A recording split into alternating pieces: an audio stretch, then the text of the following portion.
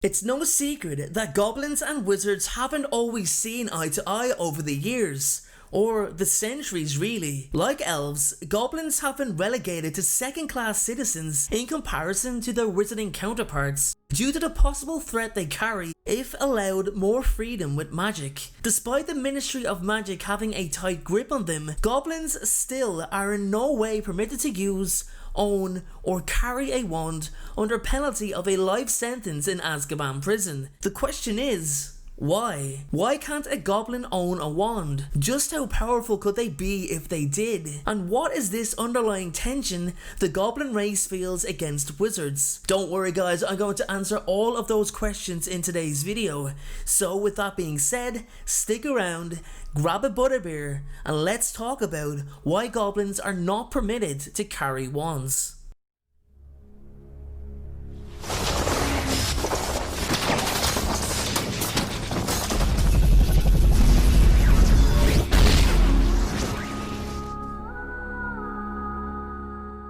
Okay everyone, let's get started. Now, as I've said in the video's introduction, wizards and goblins haven't always seen eye to eye.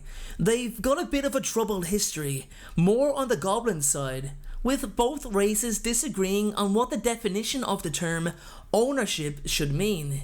Wizards believe, which is the normal everyday person's belief, if one person owns something they purchased, that's it. It's theirs forever, to be passed on to a family member if they please after they die.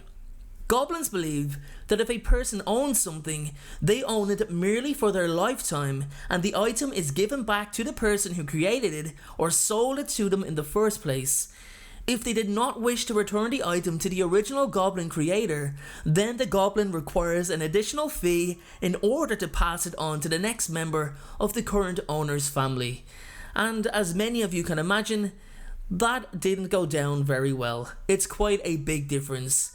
And the item of note that holds up this underlying conflict is the Sword of Gryffindor, made by Ragnuk the Goblin King and commissioned by Godric Gryffindor himself. Ragnuk's work on the sword was considered the finest work ever conceived by a goblin, and he himself actually wanted the blade back into his possession not long after he gave it to Godric Gryffindor.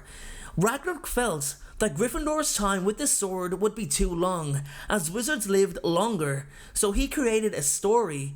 He fabricated a story basically, to make out as if Godric stole the sword from him in order to get it back. Goblins then attacked Gryffindor in an attempt to get the sword, but he easily defeated them with his wand. The goblin community never forgot that, and even in Harry Potter's day, the goblins still believe the sword was rightfully theirs. So what has this got to do with goblins not being allowed to carry wands, you might ask? Well, it was down to the attack, one of the first registered attacks by goblins on a wizard.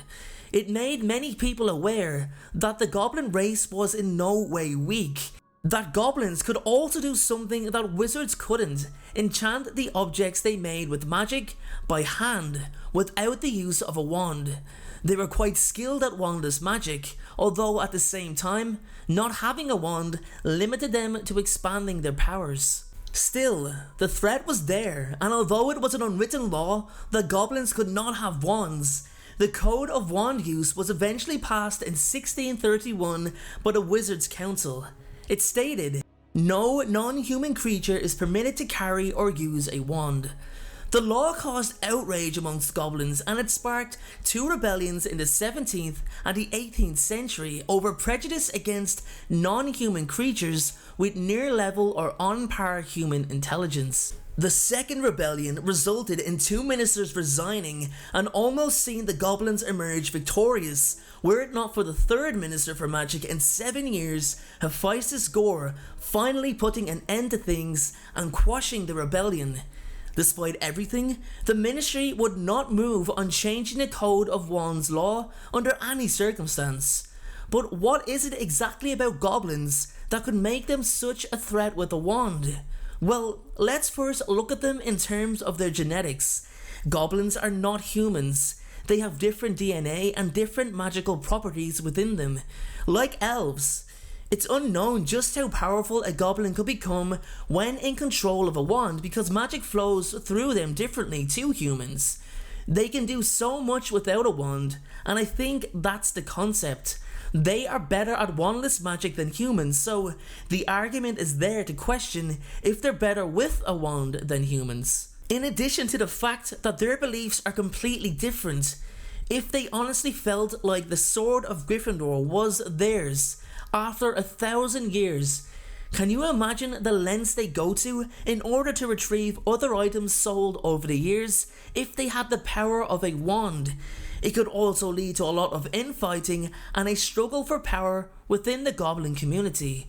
The Ministry of Magic were very much aware of the threat goblins imposed, and probably the best example of a goblin with a wand was Filius Flitwick. The Hogwarts professor had a strong goblin ancestry within him, and it's pretty obvious to see that, as he resembled his ancestors quite a lot. Filius was the Hogwarts dueling champion and then went on to become the world dueling champion, earning the title of Master Duelist. He survived the Battle of Hogwarts with barely a scratch, defeating Yaxley and then presumably killing Antonin Dolohov, judging by the latter's scream. This was the man who killed Remus Lupin, by the way. So it can be argued that Goblin's blood really can make a difference in how much power can be achieved. Now, that's not to take away Flitwick's years and years of practice, but as I said, it definitely can be argued. The truth is that the Ministry, the wizarding race, were scared of being overpowered and overrun by a different race who possibly could have had a closer connection and association with magic. Don't forget, there was no half-blood goblins around. They were all pure, and the belief at the time, even by some still today, is that pure-blood wizards and witches are always positioned to be stronger at magic. I've no doubt whatsoever of that topic being brought up by Ministry officials when the debate of the Code of Wand use was first brought to light. However, despite such possible threats, goblins are still seen as inferior beings, and most likely always will be. In fact, for the amazing place that the wizarding world is, with Hogwarts and Diagon Alley and learning spells, charms, and the whole different level it appears to be on, it's actually the most backward society in terms of ranking not only how magical certain humans are, with pureblood, half-blood and muggleborns, but ranking its creatures with human intelligence as beneath them is probably just as bad, and what's even worse, it has been that way for centuries. Now, of course, there's the other side of the coin, the elitist view, and most likely, the view that will be fronted in public. There are those who laugh at the possibility of goblins overthrowing wizards if they had wands, and that the real reason they are not permitted to carry them is because they are not on a wizard's level. They don't deserve the honour of carrying a wand, and only for them being so good with the economy's finances, they'd most likely be enslaved as house elves are, because at the end of the day, wands are made for wizards, so only wizards should be able to carry them. In my opinion on the whole matter, it's a simple case of those who have gained power are always afraid to lose it. Wizards don't feel threatened by goblins, but they certainly don't want to put themselves in a position for that view to be ever tested. And with that being said, everyone, that is my take on why goblins are not permitted to carry wands. But my question for you is this, and it's a simple, straightforward one. Should goblins be allowed to carry wands? Is it unfair to deny them that right? Let me know in the comment section below. Thank you so much for watching, have a great day, and always remember guys, most importantly, be happy. Thank you so much for watching, I truly appreciate your support. Everyone, notifications of uploads are more important than ever, so please, if you haven't already, turn those notifications on to make sure you're notified the moment my video goes live. Making videos is what I love to do, it's my dream and my passion, however it does cost time and money to produce this content, so if you have $1 to spare to support me on Patreon in exchange for some exclusive unseen content, then you can click the Patreon link below or at the end of this video. Please only support me if you can afford it. And make sure to follow me on Instagram at InstaDNJ and on Twitter at PotterFolklore. Check out my other videos appearing on screen, and please make sure, most importantly, to hit that subscribe button. Thanks again everyone, and please have a great day.